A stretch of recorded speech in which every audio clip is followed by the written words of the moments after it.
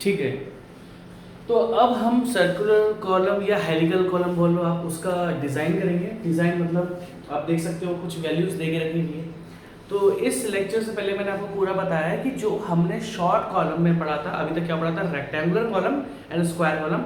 और फिर जब हम उस रेक्टेंगुलर कॉलम और स्क्वायर कॉलम से अलग जाते हैं किस पर, सर्कुलर कॉलम पर, तो क्या क्या प्रॉपर्टीज चेंज होती है, कौन कौन से फॉर्मूलाज जो आप स्क्वायर कॉलम या रेक्टेंगुलर कॉलम के यूज कर सकते हो और कौन कौन से फॉर्मूलाज आप यूज नहीं कर सकते हो। जिसमें मेनली मैंने आपको क्या बताया कि जब आप हेलिकल कॉलम की जो स्पाइरल रिइंफोर्समेंट होता है वो प्रोवाइड करने के लिए स्पेसिंग का फॉर्मूला बहुत डिफरेंट होता है इन कंपैरिजन टू रेक्टेंगुलर या स्क्वायर कॉलम। बाकी ज्यादा कोई डिफरेंस है नहीं। ठीक है, तो क्वेश्चन देख लेते हैं। इसमें लिखा हुआ है design a short circular column, design a short circular column. Column की ग्रेड देके रखी है, कंक्रीट के लिए देके रखा है M30 एंड स्टील के लिए देके रखा है Fe500। ठीक है भाई, आपको शॉर्ट सर्कुलर कॉलम डिजाइन करना है। ठीक है, जिसके लिए इन्होंने आपको दोनों ग्रेड्स देके रखी हुई है, कंक्रीट की M30 दे दी और स्टील की Fe500 दी। और ये बोल दिया कि इस कॉलम पर एक्सियल लोड लग रहा है 1000 किलोन्यूटन वर्किंग। क्या बोल दिया इसने आपसे, 1000 किलोन्यूटन वर्किंग लोड आपका लग रहा है। ठीक है, कोई इशू नहीं है, कर लेते हैं सॉल्व। जैसा कि मैंने आपको बताया, सबसे पहले इन्होंने आपको लोड क्या देके रखा हुआ है, इन्होंने जो भी लोड आपको देके रखा है वो वर्किंग लोड देके रखा हुआ है। क्या लोड देके रखा हुआ है, वर्किंग। इसलिए इस वर्किंग लोड को सबसे पहले हम किसमें कन्वर्ट करेंगे, इस वर्किंग लोड को सबसे पहले हम कन्वर्ट करेंगे फैक्टर्ड लोड में, as per factor of safety provide करेंगे। That means PU factored load, मैं बोल देता हूं फैक्टर्ड लोड है ये। फैक्टर्ड लोड का मतलब क्या था, जिसमें आपने फैक्टर ऑफ सेफ्टी लगा दी। ठीक है, तो 1000 into 1.5। जैसे कि आपको पता है लिमिट स्टेट मेथड में पार्शियल सेफ्टी फैक्टर्स देके रखे हुए हैं फॉर लोड्स। ठीक है, चाहे वो डेड लोड हो, चाहे विंड लोड हो, अर्थक्वेक लोड हो। ठीक है, तो अभी हमारे लिए हम कंसीडर कर लेते हैं चाहे ये डेड लोड हो चाहे ये लाइव लोड हो, इसने हमें टोटल लोड देके रखा हुआ है तो डेड लोड ही होगा। ठीक है, और डेड लोड की लिमिट स्टेट में पार्शियल सेफ्टी फैक्टर कितना होता है, 1.5। अगर इन केस इमेजिन करो ये तीनों का कॉम्बिनेशन दे देता, डेड लोड का भी दे देता, इम्पोज लोड लाइव लोड का भी दे देता, आपका विंड लोड का भी दे देता, तो हम क्या लेते हैं 1.2 1.2 1.2। तो इसने तीनों एक साथ तो दे नहीं रखे, एक ही लोड देके रखा हुआ है, तो हमने इसको 1.5 से मल्टीप्लाई कर दिया, जो कि आपको क्या दिख गया 1500 किलो न्यूटन। अब आप सोचोगे सर हम फैक्टर ऑफ सेफ्टी लगाते क्यों है, ये पार्शियल सेफ्टी फैक्टर से आपने मल्टीप्लाई क्यों करा, वो इसलिए करा है अगर मैं आपसे बोलूं कॉलम का अल्टीमेट लोड का फॉर्मूला क्या है, अगर मैं आपसे पूछूं कॉलम का अल्टीमेट लोड का फॉर्मूला क्या है, तो आप साफ साफ बोल दोगे सर कॉलम का अल्टीमेट लोड का फॉर्मूला है, सिंपल सी बात है, जितना भी लोड स्टील पर लगा हुआ है, जितना भी लोड कंक्रीट पर लगा हुआ है, भाई अगर किसी कॉलम पर लोड लगा हुआ है अल्टीमेट लोड Q, तो उसमें से कुछ लोड तो स्टील पर लगेगा, कुछ लोड किस पर लगेगा, आपका कंक्रीट पर। और जैसा कि कल मैंने आपको पूरा ड्राइव करके वापस से दिखाया था, एक बार फिर आपको बता देता हूं ताकि आप कंफ्यूज नहीं हो।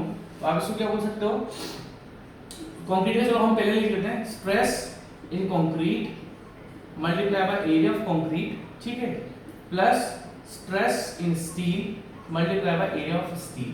ठीक है भाई, मैंने इसको कंक्रीट की प्रॉपर्टीज पहले लिखी ताकि आपको कंफ्यूजन नहीं हो, ये स्टील की मैंने बाद में लिखी। ठीक है, अब जैसा कि मैंने आपको बताया है ये कंक्रीट है, सिंपल सी बात है कंक्रीट है, और इसको हम एक टर्म में वो लिखते हैं क्या, जैसे कि मैंने कल आपको फिर से बताया था, दूसरी बार वो आपको मैंने ड्राइव करके बताया था जो हमारा फॉर्मूला था ग्रॉस एरिया वाला, कि ग्रॉस एरिया किस तरीके से यूज करते हो। लास्ट टाइम मैं आपको बता देता हूं, ये ध्यान से देखना, stress in concrete multiply by gross section area, जब हम कंसीडर करते हैं कि ओनली कॉलम है। ठीक है, minus stress in concrete multiply by ASC, मैं आपको लास्ट टाइम बता रहा हूं, इसके बाद में थर्ड टाइम बता रहा हूं, अब नहीं बताऊंगा। ठीक है, plus stress in steel multiply by area of steel. तो इस तरीके से आपका क्या फॉर्मूला बनता है। अब देखो कंक्रीट में स्ट्रेस कितना अलाउड है, according to limit state method, according to IS code, हमारे पास कंक्रीट में मैक्सिमम स्ट्रेस कितना अलाउड है, तो आप बोलोगे sir 0.45 of FCK into cross section area. ठीक है, अब ये ASC कॉमन आ गया तो आपने ASC बाहर कॉमन ले लिया, अंदर क्या बचा stress in steel minus stress in concrete. और अगर मैं आपसे पूछूं, देखो लास्ट टाइम बता रहा हूं यार, है ना, बहुत बार बता चुका हूं ये। ठीक है, और अगर मैं आपसे पूछूं, ठीक है, ये अब देखो ध्यान से, स्ट्रेस इन स्टील कितना होता है according to IS code 0.87 F5 कितना होता है, स्ट्रेस इन स्टील कितना होता है, अलाउएबल स्ट्रेस कितना होता है 0.87 F5, और कंक्रीट में कितना होता है 0.45 ऑफ FCK। फिर मैंने आपको बताया हम इस फॉर्मूले को रिड्यूस कर देते हैं, हम 10% रिड्यूस कर देते हैं। क्यों? हम सोचते हैं कि चलो थोड़ा बहुत एक्सेंट्रिसिटी कॉलम में हो सकता है, तो हम एग्जैक्टली एक वैल्यू यूज नहीं करते, हम इसकी 10% वैल्यू रिड्यूस कर देते हैं, और 10% वैल्यू रिड्यूस करने के बाद फाइनली आपका जो फॉर्मूला बनता है 0.4 FCK into gross section area plus ASC, 0.87 तक रिड्यूस करो 0.67 FY माइनस 0.4 FCK। तो सिंपल सा फॉर्मूला आपके पास मिल जाता है। दैट मींस मैं इस फॉर्मूले को वापस ऊपर लिख देता हूं। दैट मींस जो अल्टीमेट लोड का फॉर्मूला होता है वो आपका क्या होता है, ध्यान से देखो, ये मैंने आपको वापस करके बता दिया। 0.4 FCK into gross section area of column plus area of steel in column plus 0.67 FY minus 0.4 FCK। ठीक है भाई, अब ध्यान से देखो, ये देखो, अब एक चीज फिर बता रहा हूं कि आप लोग न्यूमेरिकल्स का लोग लालच रखते हो। अगर आप सोचोगे कि इस हेलिकल या सर्कुलर कॉलम को आप डायरेक्ट सीख लोगे तो बिल्कुल नहीं सीख पाओगे, क्योंकि इसके पहले वाले लेक्चर में मैंने आपको सारे कॉन्सेप्ट बताए किस तरीके से हेलिकल कॉलम डिजाइन होता है, किस तरीके से हेलिकल कॉलम की प्रॉपर्टीज स्क्वायर कॉलम या रेक्टेंगुलर कॉलम से डिफरेंट होती है। तो अगर आप सोचोगे नहीं कि सर इसका तो कन्वेंशनल एग्जाम के लिए इंपॉर्टेंट है, एक चीज और बता देता हूं मैं आपको। सर्कुलर कॉलम जो होता है, सर्कुलर कॉलम जो होता है वो किसी भी एग्जाम के लिए, किसी भी एग्जाम के कन्वेंशनल के लिए बहुत ज्यादा इंपॉर्टेंट होता है। Convention means mains, mains means subjective, objective subjective. Specially आपको चीज ध्यान रखनी है कि कॉलम एक बहुत इंपॉर्टेंट यूनिट है जिसमें से कम 10 से 15 क्वेश्चन आपको बहुत अच्छी तरीके से पता होना चाहिए। हमने बहुत सारे ऑब्जेक्टिव क्वेश्चंस निकाले है ना, पहले हमने कॉन्सेप्ट पढ़ा, तब जाके हम अभी कन्वेंशनल पे आ रहे हैं। अभी तो अभी आपका और टॉपिक बाकी है, ठीक है। कॉलम कोई एक छोटी यूनिट, इतनी ही छोटी यूनिट भी नहीं है जितनी यूनिट हम कंसीडर करते हैं। कि देखो स्ट्रेंथ ऑफ मटेरियल का कॉलम बहुत छोटा होता है, बट आरसीसी का कॉलम बहुत डिफरेंट होता है। क्यों? अभी पहले मैंने आपको पूरा कॉलम का कॉन्सेप्ट बताया, इफेक्टिव लेंथ जो भी है ना। उसके बाद हमने स्क्वायर कॉलम और रेक्टेंगुलर कॉलम पढ़ा जिसमें हमने बहुत सारे न्यूमेरिकल्स करे, ठीक है। उसके बाद हम सर्कुलर कॉलम पर आए, ठीक है। अभी टॉपिक कौन चल रहा है? अभी ओनली हमारा शॉर्ट कॉलम चल रहा है, शॉर्ट कॉलम। अभी तक तो हम शॉर्ट कॉलम पे ही चल रहे हैं, शॉर्ट कॉलम पर। टाइम क्यों लग रहा है? क्योंकि देखो यार, मैं आपको सबसे ज्यादा बताता हूँ, मैं आपको ये बोलता हूँ कि यार मैं जो आपको पढ़ा रहा हूँ SSC JEE pre plus mains के लिए, बट मैं आपको श्योर बोल रहा हूँ आप एक बार आईएएस कन्वेंशनल के भी क्वेश्चन उठा के देखना, वो आपसे इजीली अपीयर हो जाएंगे। ऐसा नहीं है कि सर क्या हमसे बोलता है एसएससी जेईई मेंस क्यों में, क्योंकि वो तो 100% हो रहा है। आईईएस का हो सकता है कि मैं आपको 80-90% करवा रहा हूं, है ना। मैं ये नहीं बोलूंगा मैं आपको आईईएस मेंस के लिए भी 50% करा रहा हूं। आईईएस मेंस का भी मैं आपको 80-90% इजीली करवा रहा हूं। आप आईईएस मेंस के क्वेश्चन उठा के देखो, अभी अगर नहीं हो तो आप कॉलम पे उठा के देखना, मेंस कन्वेंशनल के जो क्वेश्चन है आप उनको उठा के देखो, आपसे सॉल्व हो जाएंगे। हाँ, फिर आप बोलोगे सर जब आप आईईएस मेंस के लिए भी पढ़ा रहे हो तो आप बोलते क्यों नहीं हो? वो मैं इसलिए नहीं बोलता क्योंकि 80-90% पढ़ा रहा हूँ। जिस दिन मैं आपको 100% पढ़ाऊंगा ना आईईएस के लिए, अब 100% क्या होता है, जब आईईएस का हर एक क्वेश्चन आप अपीयर कर जाओगे ना जिस दिन, और उस लेवल का जब मैं आपको पढ़ाऊंगा, देखो यार सिंपल सी बात है, मैं चाहूँ तो इस लेवल कोई आईईएस के लिए बोल सकता हूँ, मुझे कोई इशू नहीं है। कौन मुझे बोल देगा कि आईईएस का नहीं पढ़ा रहा मैं? कौन मुझे बोल देगा? मैं तो पूरा कवर करा रहा हूँ इसका आईएएस कन्वेंशन का। आपको डिफरेंस ये कि यार मेरा दिल गवाही नहीं देता कि अगर मैं आप पे 100% क्वेश्चन अपीयर नहीं करवा पाऊँ आईएएस मेंस में भी, क्योंकि आईएएस मेंस टफ नहीं होता। मैं एक ही एग्जाम को टफ मानता हूँ और वो टफ एग्जाम है गेट। मैं एक ही एग्जाम को टफ मानता हूँ, उस एग्जाम का नाम क्या है? गेट। क्योंकि गेट का पैटर्न बहुत अलग होता है, गेट का पैटर्न बहुत ज्यादा अलग होता है, ठीक है। और उस पैटर्न को फॉलो करना बहुत टफ है, ठीक है। तो एसएससी जेईई को हम आईईएस के साथ मिक्स कर सकते हैं। रीजन क्या है? एसएससी जेईई में आजकल आईईएस का पैटर्न आ रहा है, बट गेट बहुत डिफरेंट है। क्यों? क्योंकि गेट के क्वेश्चंस की क्वालिटी बहुत डिफरेंट है। अगर मैं बोलूंगा तो एसएससी जेईई आईईएस के क्वेश्चंस में लेवल थोड़ा सा बड़ा है, बट सिलेबस वही आता है। थोड़ा बहुत आईईएस का सिलेबस ज्यादा है। आप मान लो 80% एसएससी जेईई का सिलेबस है, 20% और ऐड करो तो आईएएस का सिलेबस बन जाता है। प्लस कुछ सब्जेक्ट्स जैसे सीपीएम पार्ट है वो आपके नहीं है, एयरपोर्ट है वो आपके नहीं है, टनलिंग इंजीनियरिंग है वो आपके नहीं है। तो ये कुछ सब्जेक्ट्स हैं जो आईएएस में एडिशनल ऐड हो जाते हैं, ठीक है। रेलवे इंजीनियरिंग है, रेलवे इंजीनियरिंग बहुत वेटेज रखती है। ऐसी बात नहीं है, एसएससी जेईई में भी रेलवे इंजीनियरिंग के 1-2 क्वेश्चन आ जाते हैं, बट हमारे आईईएस में रेलवे इंजीनियरिंग भी इंपॉर्टेंट होती है, ठीक है। तो आप आईईएस से क्वेश्चन उठा के देखो, वो आप कन्वेंशन कर लोगे। कहने का मतलब ये है कि जो स्टूडेंट आईईएस अपना फोकस करके चले हुए, तो मैं उनको ये बोलता हूं कि मैं आपका प्री प्लस मेंस है ना, प्री प्लस मेंस आपका आराम से 80% to 90% कवर हो रहा है, आराम से इजीली। चाहे आप ऑब्जेक्टिव क्वेश्चन उठाओ तो भी आप 80% क्वेश्चन अपीयर कर लोगे, और आप अगर सब्जेक्टिव उठाओगे, मैथ्स उठाओगे, तो भी आपके 90% 80 to 90% हो जाएंगे। फिर आप लास्ट में फिर बता रहा हूँ, मैं हमेशा कभी भी IES क्यों नहीं बोलता हूँ, क्योंकि यार जिस दिन मैं आपको 100% कराऊंगा ना, उस दिन मैं आपसे बोलूँगा कि मैंने आपको IES से करा दिया, अभी मैंने आपको 100% कराया नहीं है, ठीक है, वो आगे करेंगे, ठीक है। अब ध्यान से देखते हैं, और हाँ इतना करके ES के लिए बोल देते हैं तो कोई इशू नहीं है, ठीक है। अब हम बात करते हैं आगे की। मैं आपको बस इसलिए बता रहा हूँ क्योंकि अगर आप लोग IES की प्रिपरेशन कर रहे हो, इंडियन इंजीनियरिंग सर्विसेज की, तो आप ये लेक्चर्स बिल्कुल देख सकते हो। ऐसा नहीं है कि आपको लगता है अभी मैं ओनली मुझे शायद 12 घंटे हो गए कॉलम में, क्यों? क्योंकि मैं एक चीज लेके चल रहा हूँ। अगर मुझे ओनली से SSC JEE के लिए पढ़ाना था तो मैं इसको 3-4 घंटे में खत्म कर देता, बट नहीं करा ना, क्योंकि मैं मेंस के लिए भी लेके चल रहा हूँ, ठीक है। तो देखो, डिजाइन शॉर्ट सर्कुलर कॉलम, हमें एक शॉर्ट कॉलम डिजाइन करना है। एक्सियल लोड आपको इतना देके रखा हुआ है, वर्किंग, ठीक है। ये क्या लिख दिया मैंने, इसको मिटा दूं।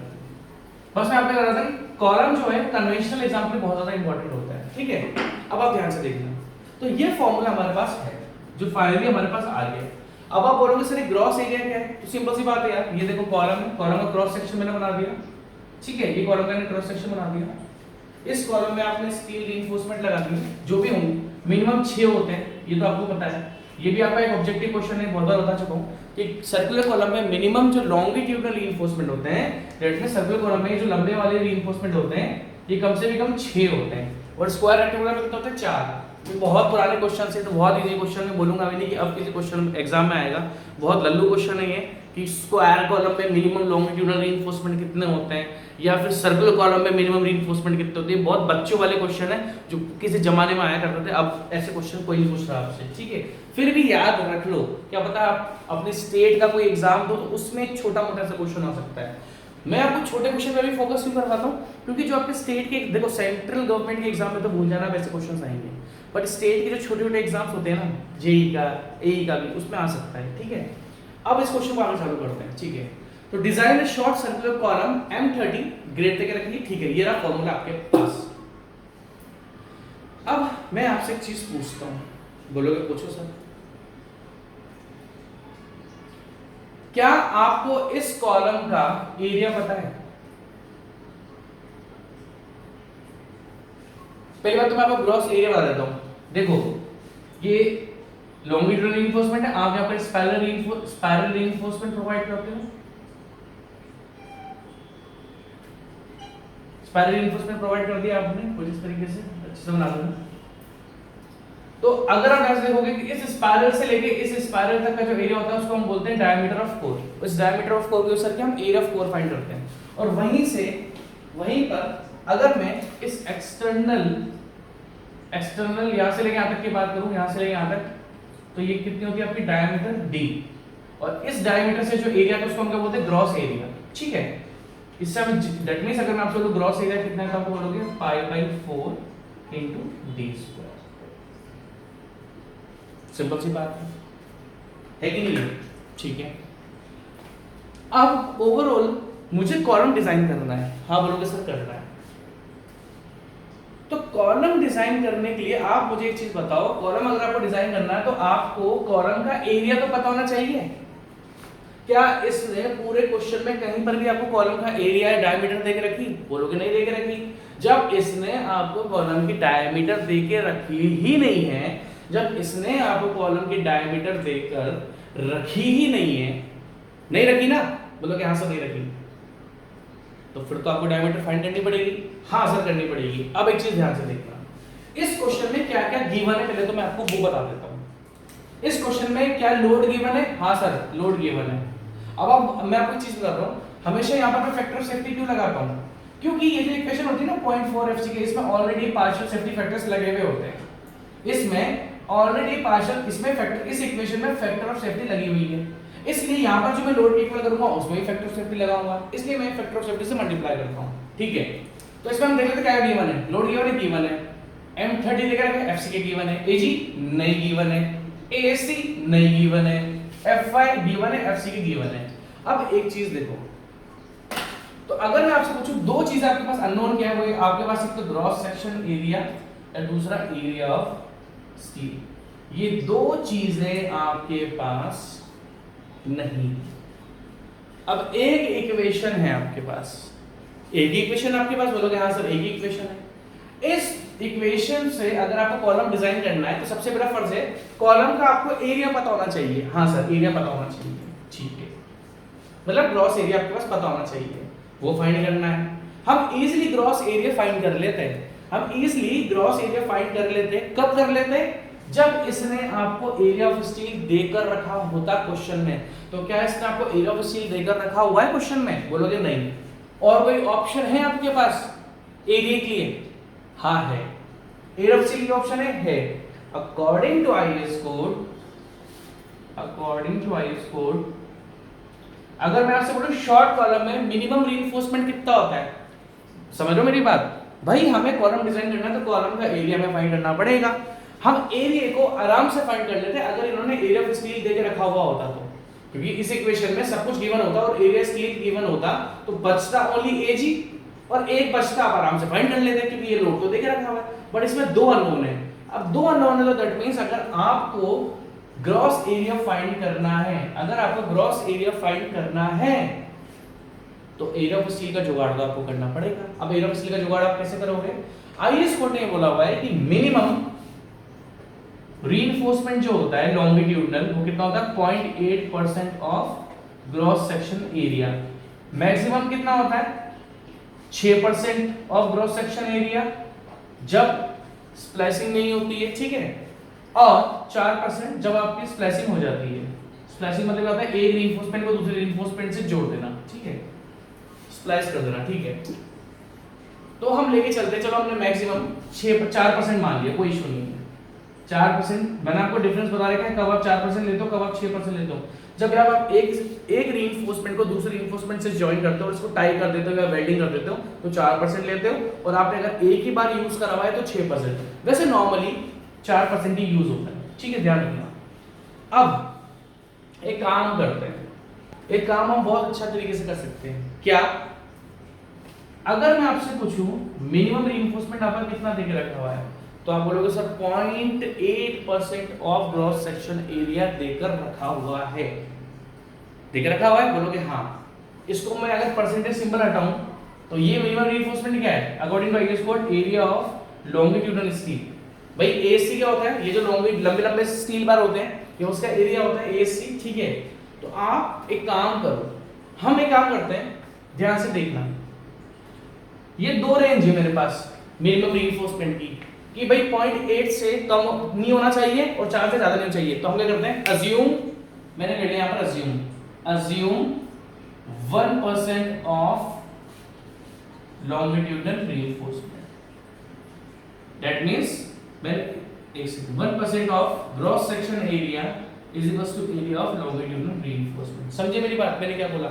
मैंने आपसे बोला कि भाई मिनिमम है 0.8, मैक्सिमम है 4। तो हम क्या करते हैं कि हमें एक बात पता है कि जो भी स्टील रीइंफोर्समेंट आएगा वो इन दोनों रेंज के बीच में आएगा। और जब भी आपको देखो, अगर मैं आपसे बोलूं अभी इससे पहले हमने बहुत सारे क्वेश्चन करे स्टील कॉलम के, और वो सॉरी आरसीसी कॉलम के, उसमें हमने स्क्वायर कॉलम कराया या रेक्टेंगुलर कॉलम कराया। अगर आपने ध्यान से देखा है तो आपको पता है कि हमने जितने भी क्वेश्चंस करे हैं उसमें एरिया ऑफ स्टील क्या निकल के आया है? आप बोलोगे सर अराउंड 1-1.5% निकल के आया है। समझने की कोशिश करो भैया, इस कोड ने बोल दिया कि मिनिमम कितना है? 0.8% है ग्रॉस सेक्शन एरिया का। ग्रॉस सेक्शन एरिया ये है π/4 × d², एक्सटर्नल डायमीटर जो है, ठीक है। अब आप बोल दोगे सर हमने इससे पहले जितने भी रेक्टेंगुलर कॉलम के या स्क्वायर कॉलम के आरसीसी कॉलम के क्वेश्चंस करे हैं उसमें ऑन एन एवरेज जब भी हमने area of longitudinal steel bars calculate कराए वो अराउंड 1 से 1.5%, 2% भी कभी नहीं आया होगा। तो कहने का मतलब ये है कि जब भी आपको कैलकुलेशन में एरिया ऑफ स्टील की जरूरत पड़े और आपको कुछ भी देके नहीं रखा हुआ है तो एरिया ऑफ स्टील को आप क्या कर लो? एरिया ऑफ स्टील को आप अज्यूम कर लो। और मैंने आपसे बोला कि 1 से 1.5% के बीच में नॉर्मली निकल के आता है, ठीक है। तो मैंने इसको मान लिया 1%। तो मैं बोल सकता हूँ एएससी यहां से क्या किसके इक्वल आ गया? 1% का मतलब क्या हो गया भाई? 1% क्या हो गया? तो यहां से एरिया ऑफ स्टील जो आपका आ जाएगा longitudinal steel 0.01 of gross section area. अब आपके पास क्या है? देखो यहां पर आपके पास दो अननोन है, मैंने ये अज्यूम कर लिया। क्यों? क्योंकि मुझे पता है मिनिमम रेंज कितनी है, मैक्सिमम रेंज कितनी है। तो इस रेंज के बीच में मैंने एक नॉमिनल वैल्यू जो एक नॉर्मल वैल्यू आ जाती है वो वैल्यू मैंने यहां पर फिक्स कर लिया, अज्यूम कर लिया। क्यों? क्योंकि इसने साफ साफ बोल दिया है डिजाइन अ कॉलम। डिजाइन है तो मैं अपनी लिमिट्स रख सकता हूं। अगर इसने सारी वैल्यूज गिवन दी होती तो मैं उसके अकॉर्डिंग कैलकुलेट करता, बट अगर इसने यहाँ पर डिजाइन लिख दिया तो मैं इजीली इन दोनों के बीच की कोई भी वैल्यू उठा लूंगा, और कौन सी उठाऊंगा, जो नॉर्मल कॉलम्स में रखी जाती है, जो हमने कैलकुलेट करी थी। ठीक है, अब एक चीज ध्यान से देखना, यहाँ पर दो अननोन थे। क्या क्या अननोन थे? एक तो आपके पास ग्रॉस सेक्शन एरिया अननोन था, दूसरा आपके पास area of steel reinforcement unknown था। ठीक है, दूसरा आपके पास area of steel reinforcement unknown था। तो अब मैंने इस एएससी को भी किस में कन्वर्ट कर दिया? ग्रॉस सेक्शन एरिया में। अब मैंने इस एएससी को भी किस में कन्वर्ट कर दिया? ग्रॉस सेक्शन एरिया में। अब एक काम करते हैं, तो अगर ये भी एजी और ये भी एजी में कन्वर्ट हो गया, तो अब दो अननोन को मैंने एक में कन्वर्ट कर दिया, एक आपका इजीली फाइंड हो जाएगा।